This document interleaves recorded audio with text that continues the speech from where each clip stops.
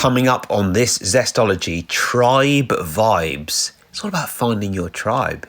Building meaningful connections is harder than ever. A lot of us spend most of the day not looking into the eyes of other human beings, which would probably be a good idea, but into a glowing screen. So what can we do about that? Hi, I'm Tony. I'm an author, presenter at Sky Sports, and years ago I went to the jungle and got ill. Very ill. So this is my podcast adventure to find more energy. It's packed with biohacking, science, health tech, supplements, and some of the most well-known experts on the planet. This is something I spent 4 months of my life doing with electrodes glued to my head so that you can do a lifetime worth of meditation. Decide what you don't give a fuck about, which is something you don't care about. Some of it gets quite out there. I had some stem cells sent up to my house that I had stored, and then I injected myself with mannitol. And we even hack hangovers. Alcohol is poisonous. So is water and oxygen in the wrong dosage. So that's my podcast, Zestology. Live life with energy, vitality, and motivation. Yeah, welcome back to Zestology, and today's podcast is an absolute belter because in today's fast-paced, digitally driven world, many people struggle with feelings of loneliness and disconnection. We need more of a tribe, but where are we going to find it? Where's my tribe? The challenge of forging meaningful relationships can be overwhelming, making it increasingly difficult to experience the support and companionship we all crave. And so today's podcast is all about tribe. And the more that I delve into health and wellness and mindset, I find that, sometimes you need an immediate boost. You need something in the here and now, which is going to work right now. But when you're looking at the long term, it's community and connection, which is worth more than everything. Simone Heng is a human connection specialist and author. She's based in Singapore. She's known worldwide. And in particular on this podcast, we geek out on the secrets to longevity. So here is Simone on Zestology. Simone, how are you? Better for seeing you now, Tony. Brightened my day. Well, that is very kind of you. I know it's been a long one. So tell me, I thought it'd be a good place to start just for you to sort of tell my listeners what you do and explain what's going on in your life at the moment. I know it's a very busy time for you. And then I want to tell you how I found you and why I'm so keen to interview you. Love it, love it. So I am based on the other side of the world from you, Tony. I'm in Singapore, but I fly all over the world speaking on the topic of human connection. So I guess people would call me a human connection specialist and basically someone who geeks out about how we connect with other people, how we do it badly and how we can do it better. And really, really grateful that this then ended up, my take on the topic. I wrote a book about it, and then the book we're in kind of pre-launch, hence the hecticness. Yeah. Okay. So basically I've been writing a book for the last 3 months about burnout, and I went through burnout myself, and that's how this podcast started and everything else. And when I sort of wrote about my personal experience and then everything I've learned through NLP and coaching other people, I realized that, burnout for a lot of people is a very immediate thing. You just, in the here and now, you just want to feel better and less anxious and less stressed and less tired. And then once you've sorted out that bit, you want to start making some deeper changes. And I realized the whole thing is about connection and community, and went down some fantastic rabbit holes, looked at some great studies, and then started finding some other people who talk about connection. And you came up, which is when I started following your stuff and why I wanted to talk to you. Because I just think, one of the things that I wrote about in the book was a study, I'm sure you're very familiar about this Harvard study of longevity, which shows that the primary reason that people are healthier at the age of 80 is if their relationships are good 30 years earlier at their relationship of 50. So relationship and health are linked over 30 years. And that's just one study. So that's why I'm excited to talk to you, because I think that we've lost our way a bit with connection. Do you think that? Yeah, I mean, the stats aren't wrong. Korea is currently paying people $500 a month to leave their houses and connect. UK and Japan have got ministers for loneliness. This US Surgeon General, Vivek Murthy, who's kind of the key scientist or prominent thought leader in the medical space on togetherness, and he wrote a book called Together. He just came out in the New York Times opinion saying we are a lonely country. So we're talking global here. We're talking from Asia to the West. This is a universal issue. There's this incredible study by Dr. Dennis Profit, and he gets a person to stand at the base of a very steep hill and gets the person to record an estimate of how steep they think the hill is. And then he gets the person to stand next to a quality connection, somebody that they get along with. And then they record again what the person perceives the steepness of the hill is. And group upon group, the people standing alone perceived that the hill was steeper than when they were next to a quality connection. So basically, you feel you're more resilient to a challenge when in the presence of people that you have good human connection with. And so why is that? Well, what they realized was the human brain, literally, when we're standing with members of our tribe, people we love, people we're connected with, our brain counts their bioenergetic resources as part of us. So literally when we say we're all connected, we're all part of the same whole, we're all one energy. And we hear this over spiritual teachings over centuries.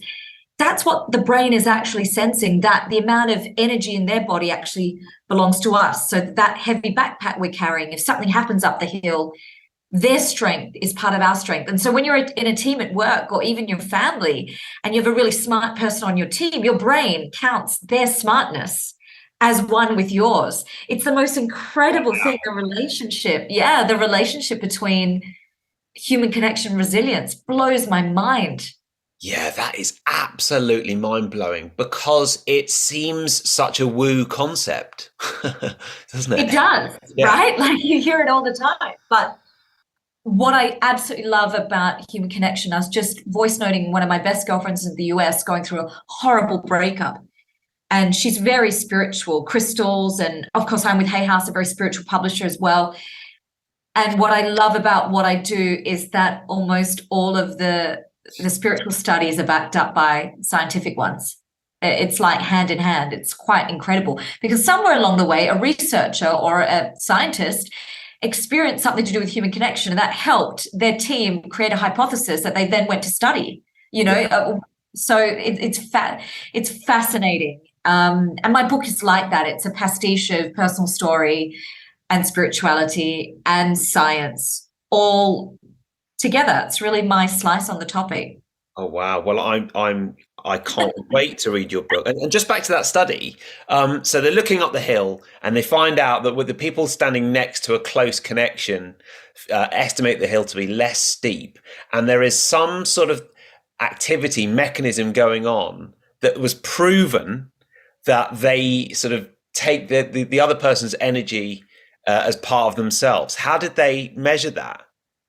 Well, I actually heard about this study when I spoke to Dr. James Cohn for my YouTube, and then he recommended the study, and I went to watch a presentation he did online. So he didn't actually explain in that presentation, but you can download the research paper from the online journal, Dr. Dennis Profit, for more information. But I just thought that was mind-blowing. And here's the thing, though, about the idea of quality connection, which Tony will make you really, if you read some of the interviews from the world's longest living people, they'll say that they attribute their long life to cutting out toxic relationships. I think the world's longest living lady recently said that.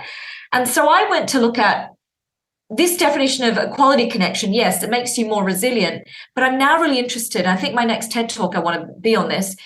Is it worse? Is it more lonely to be around the wrong kind of people than it is just to be on your own? And one of the studies Dr. James Cohn himself did, have you heard about the hand-holding study? No. It's really, it's quite hilarious. He got a group of people who are married in quality relationships to hold hands while one of the partners was being shocked with an electric shot in the other hand. And then round two of this, the partner that was being electric shot holds the hand of a random caregiver, so someone that they don't have a relationship with. And over time, it became such a successful study that he also extended it to people that were not necessarily in a high quality marriage.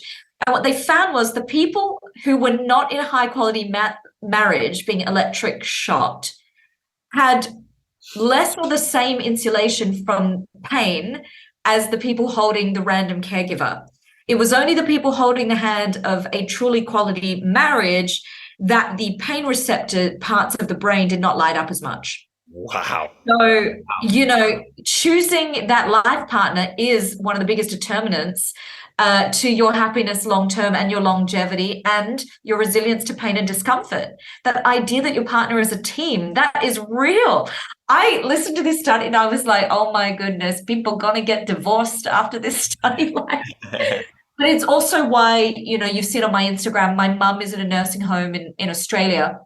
And this is why I make such an effort to fly often. She's paralyzed because I know it's my hand that makes her more resilient. It's my hand that calms the anxiety around her dementia and her confusion more than a random nurse or carer. And that's really important, I think. That's where the research that I do shows up in my own life and frankly makes me really grateful that I know the stuff that I know. Wow.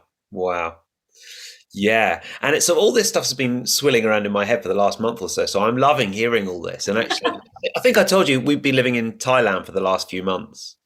Oh, no, I didn't know. Wow, you're nearby. Yeah, it was great. And with the whole family, we went over to Thailand and my son went to school there and we just had an amazing 3.5 month experience. The reason that we decided not to live there permanently was simply because while we loved it and we had some good friends there, we didn't feel like the connection element, the community piece was the same as it was in London or potentially somewhere else as well. That was literally the only reason. Tony, how funny. I was in Thailand on the weekend to visit my cousin. Oh, yeah. Who can't come into Singapore because he didn't serve national service here before migrating to Australia. Right. And so he's so close by. He's literally one of my favorite family members, and yet he can't come to Singapore. So I jumped over the border and went to Bangkok to see him. So we have the opposite encounters with Thailand. That's really funny. And I felt very much at home because Bangkok is similar to Singapore in that it's a bustling Southeast Asian city. So there was that feeling of recognition, which maybe someone from the UK might not have.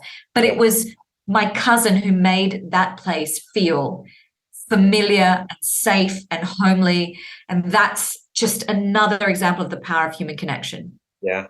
It certainly is. Yeah. And I think, it's the thing that I'm most focused on with where we live and with how I live my life and, being a now fully remote worker who's very much in charge of my own schedule. Certainly don't like spending all day in front of a screen in the house. I've got to get out, even if it's just a local. Yeah. And I think a lot of people feel like that, which goes back to what you were saying about, amazing that story in Korea that people are being paid to leave the house. But one of the things I wanted to ask you was, how do you persuade people that this is an issue worth taking seriously? Because I think when you think about people's pain points, it's not, I'm not seeing people enough. It's the other stuff that leads from that. I think people sometimes need convincing that, do you know what, if you're working all day in the kitchen and you haven't seen anyone in real life, that's not very good. But people sort of need persuading. Yeah, it's fascinating actually, because the people that need the most persuading are actually the loneliest generation. So there was something called the 2018 Cigna Loneliness Index, and Gen Z came up as the most lonely of all generations, more lonely than someone like my mum in a nursing home. Wow. But if I interact with them on TikTok, they'll say, I don't need human connection, I just need Wi-Fi connection. Because you're 15 years old. You don't see that maybe it's stunting your social skills the way the previous generation before you might have been more adept. You're not noticing that difference maybe. And I find it hard to convince them. So with them, it will show up in other ways, like I can't wait to be left alone. I just want to sit and watch Netflix and be on my own. Or there's this whole kind of coolness about isolation and not being dependent. And certainly the pandemic has not helped because it's shown people that, we can get along through technology. It's not great, but for their generation, that's what they experienced for a good 2 to 3 years of their adolescence, where their identities were forming. It's that age where their identities were forming. And so they were in this pandemic. I find they are the hardest to convert.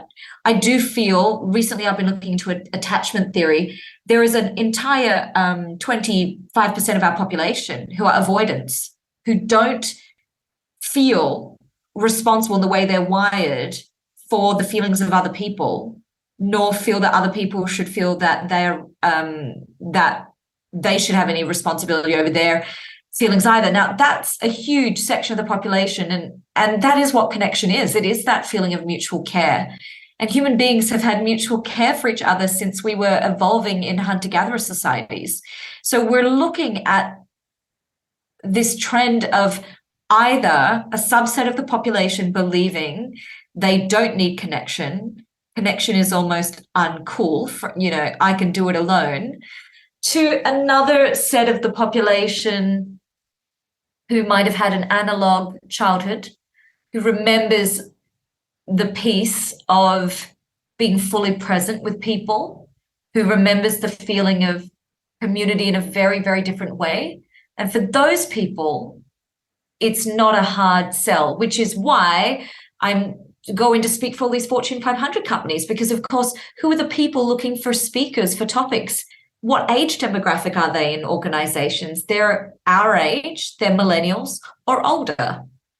I would be really interested if we had this conversation again in 10 years, Tony, where those people will no longer be millennials or older. They'll be Gen Z in those roles, looking for topics they feel are going to enrich their people. And I think that will be very telling for me.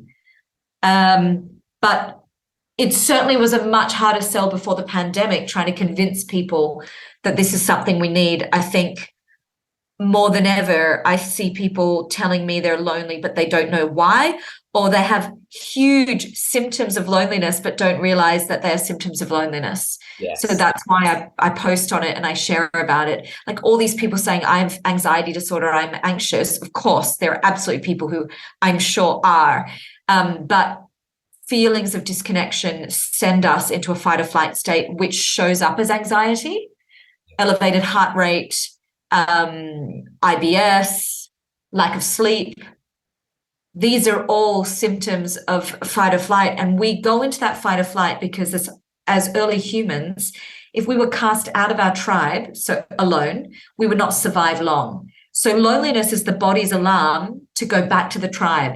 When we feel a pang of loneliness, that maybe you might have felt that when you were in Thailand with your family, you as the father, the patriarch of your tribe was like, oh, I don't feel we have a plan B, C, or D like we would in the UK with aunts and uncles and grandparents or family friends who could share the load in an emergency. You didn't feel really as safe or secure as you would where your own tribe is there. And so there could be a pang of loneliness, and that pang of loneliness is a safety mechanism to go in and connect. But what we're seeing now is people feel that pang of loneliness every single day over and over again. Maybe they don't even realize that's cognitively what it is.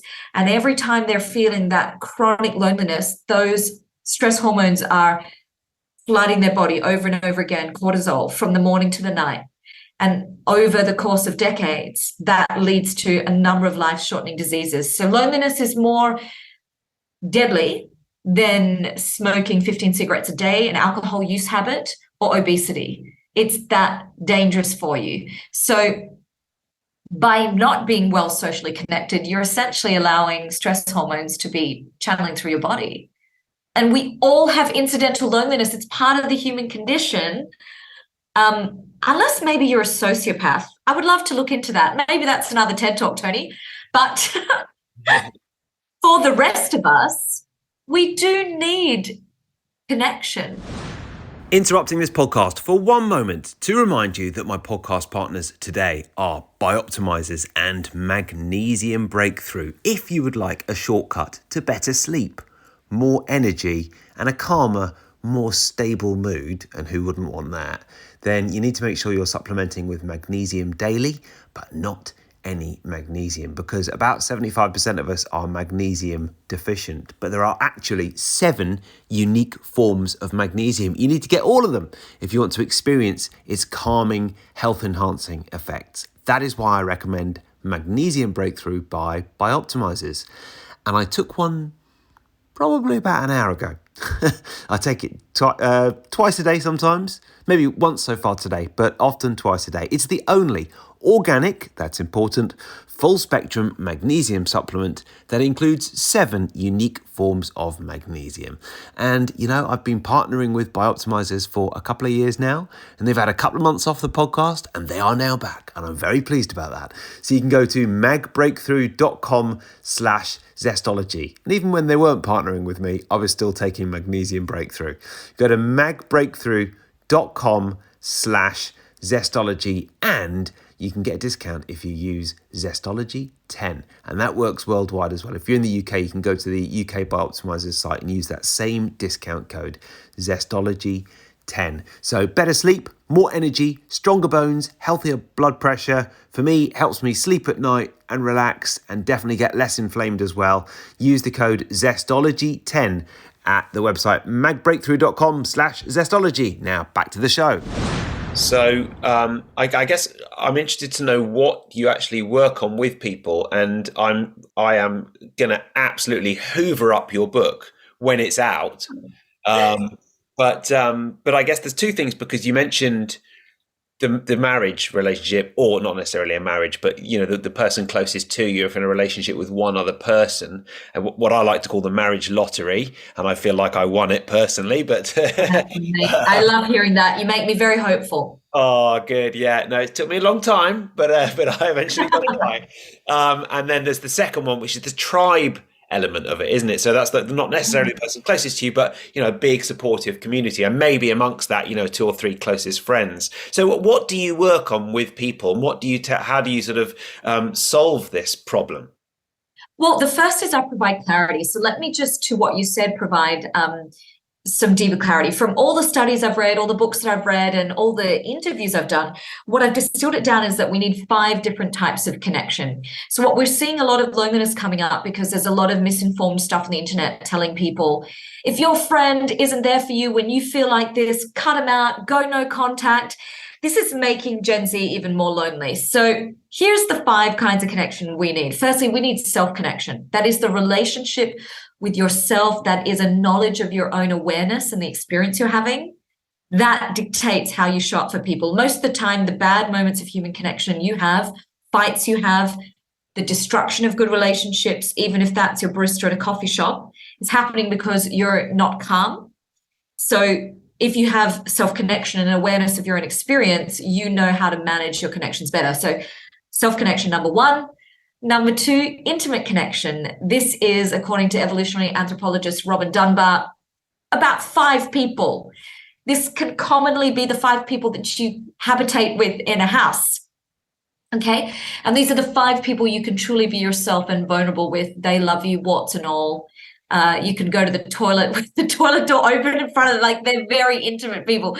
And it's about 5 of them. After that, we have let's see how my tired brain is going today. We have relational connection. So relational connection is feeling part of that tribe, part of that social fabric. These are people that you can call on to babysit the kids, or if you're like me and you're really short, you need a neighbor to help you change a light bulb. We need those, okay? We need to feel we belong to something bigger than us. And Robin Dunbar says that relational connection, that's about 15 people, okay? And after that, we have something called collective connection. And this is a group of people through which you have a common thread. So this could be a hobby group, a sports group. You don't have to be best friends and disclose your life story to these people, but you do have something in common which makes you feel seen.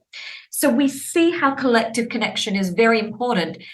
It is the reason why kids join gangs or they flee their families to join extremist groups, because within their own intimate connections, they don't feel this belief, hobby, value isn't being seen. So don't underestimate it. You still need that.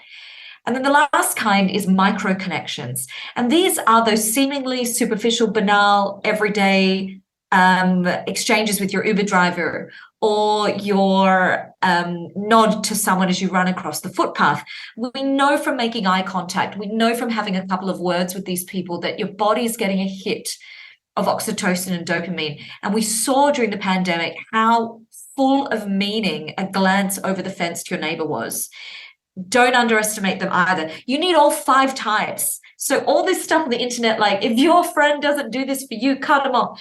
I think clarity helps people. So to answer your question, what do I do that helps people? I take the science, the studies, incredible work of amazing academics like Robin Dunbar, Bruce A. Austin, Julia Holt-Lundstad, Dr. James Cone, all of these people, and I amplify it and put it in a way that is relatable and ingestible. And I hope that by being that mouthpiece, it saves lives, that it stops people loathing themselves and thinking they're doing everything wrong. Some people think they're awful with people. If I named that 5, the rung of 5 to you, you might not be super great at making intimate connections because some people have some very deep trauma that they don't like to be vulnerable. But maybe they're really good at showing up in their community in a different way.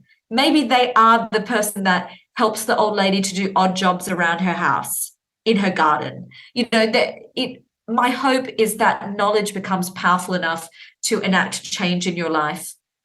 Whether that change be you stop judging yourself, you stop holding yourself to a crazy standard, or that it incentivizes you to make a bit more of an effort in a social situation. Yeah. Wow. Yeah. And I think that the micro connections thing, I never really thought about that, or I've never sort of articulated that in my mind, but I always know that I like a bit of, let's face it, fairly mindless chat. Banter. Yeah, with the person serving me the apples in the supermarket or whatever it might be. And you do feel good after that. And to hear that that's been shown to release oxytocin and make you feel good is amazing. Yeah, it does. I mean, it's only bad when they go bad. But, you know, look, I've been doing something recently. So when I get jet lagged and I go through airports, I know I'm a zombie. So I've been putting headphones in when I go on the travelators and everything. Yeah. And then recently when I was traveling to Bangkok and I didn't have any jet lag, of course I didn't do that. And it's the first kind of local regional journey that I've done around Southeast Asia, short distance, for a long, long time. Yeah. And I really felt so much more connected to people taking those headphones out. So on my next trip to North America, jet lagged or not, I'm going to try it. Wow. I'm going to try it because I listen to that music to keep me awake, you know, in the headphones, because I'm like falling asleep on my feet. But I realized that I could be jeopardizing some really good human connection, and that maybe I could use the human connection to wake me up. Yeah. Instead. So I'm always testing these things too. That's great. Yeah. Yeah. And then I think long term, you know, there is just a massive problem with the world of work has been so redrawn by the pandemic, hasn't it? And, you know, there's been lots of stories recently about how certain jobs in the UK have been asked to go back to the office 1 or 2 days a week and are in uproar about that. And for lots of very valid reasons, childcare is obviously a lot easier when you're at home rather than in the office and that sort of thing. But what you're missing out on, especially when you're starting out your career, you mentioned the Gen Zs, you know, you're not getting any face-to-face contact. I mean, you're just not establishing the same sort of relationships or learning in the same way when you're looking at a screen. Yeah, and they also don't know any different though, Tony. So a loneliness expert, late Dr. John Cassiopo, he talks about that when young people use technology as the destination instead of the way station to connection, this is when we have a problem. Yeah. It is destination versus maybe our generation use it as the modality to get us to an in-person meeting. And this is where we have to worry. But on the other note of, going back, the hybrid way of working, I'm in two minds about this because I'm of the age where a lot of my girlfriends have young children. Yeah. And so I figure hybrid is the best deal, okay? Because hybrid, you're going to be able to get your micro connections when you go into the office. You're going to get your relational connection with the external tribe. You're going to get your collective connection where you've got people with the same hobbies. Maybe they're in the same diversity and inclusion group or whatever it is. And then you go home, but you've got more time with your intimate connections, your husband, your children, and vice versa. And maybe you get a little bit more self-connect. Well, I would argue you wouldn't. I would argue in the hybrid realm, you probably get less self-connection. because you're at home more. And as a mother, you probably can be called on a little bit more. But I do think if we're looking at fulfilling the types, hybrid, provided you carve self-connection time out, hybrid's pretty good.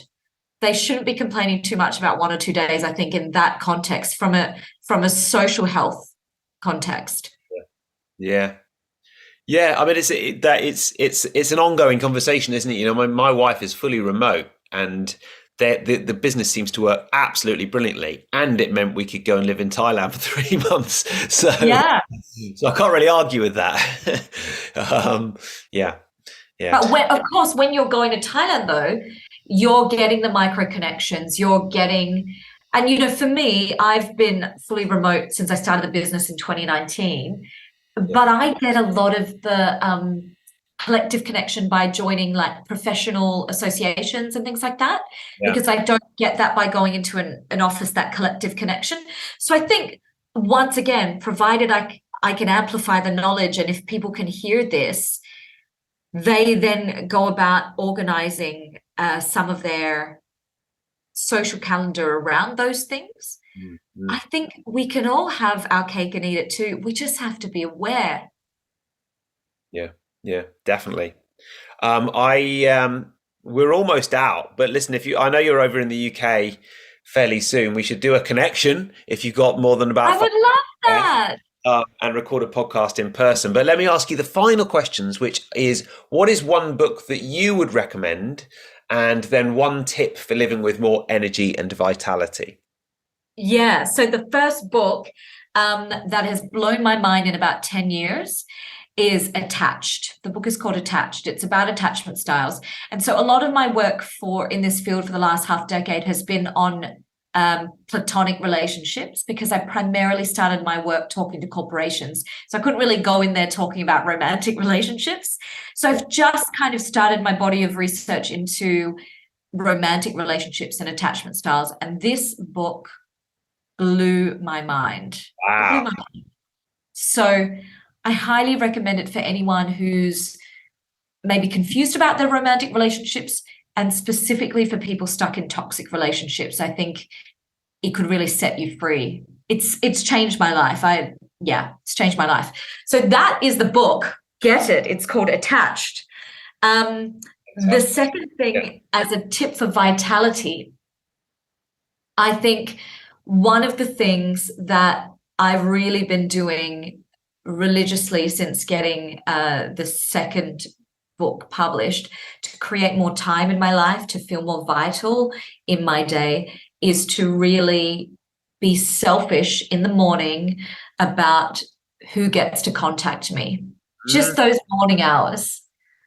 And I wasn't like that because I'm a connection junkie, right? So I always feel that I want to reply to everyone. I lived in 4 countries before the age of 30. So there's people in every time zone. So while I sleep, there's friends that could need me. Also, my mother is sick in a nursing home, and I'm always on tenterhooks about maybe there's a missed call overnight. You know what I mean, Tony? Yeah.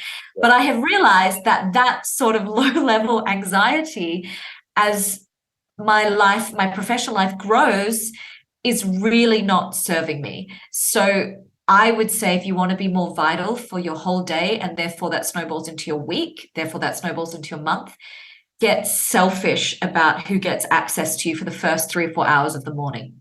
Yeah, that's fantastic. Simone, I have taken away a lot from what you've told me already. When is the book out? It's called Let's Talk About Loneliness. Let's Talk About Loneliness. It will be on stands in the UK, US, and Australia June 27th, but you can pre-order it up until that date at letstalkaboutloneliness.com. And I've got 3 incredible bonuses, including an annual membership to my public speaking school, all if you pre-order before the 27th of June. So lots of value there for people. Great. Yeah. I'm just pre-ordering it now while we talk. Oh, you're a very quiet typer, Tony. You're a very quiet typer. Yeah, I am. Yeah.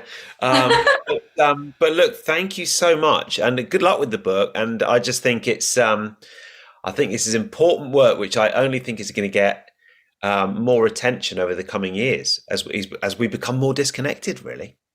Yeah, I agree. And Tony, thank you so much for finding me. I am going to mark it in my diary this weekend to go and buy all your books off Amazon. I really appreciate your time. Good, thank you very much. So we'll buy each other's books.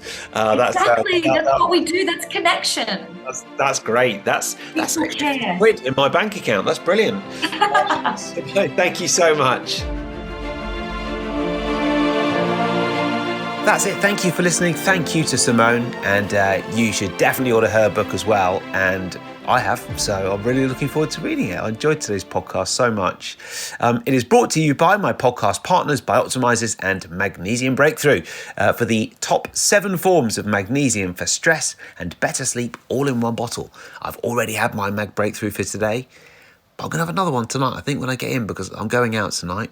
So it'll help you fall asleep faster, stay asleep longer, and wake up feeling refreshed. That is the idea anyway. If you go to magbreakthrough.com/zestology, magbreakthrough.com/zestology, use the code zestology10, you'll get 10% off. And there are actually some other, I'm just looking at the page now, there's some other offers on there. There's one offer which is 30% off if you get more than one bottle. So that's fairly significant.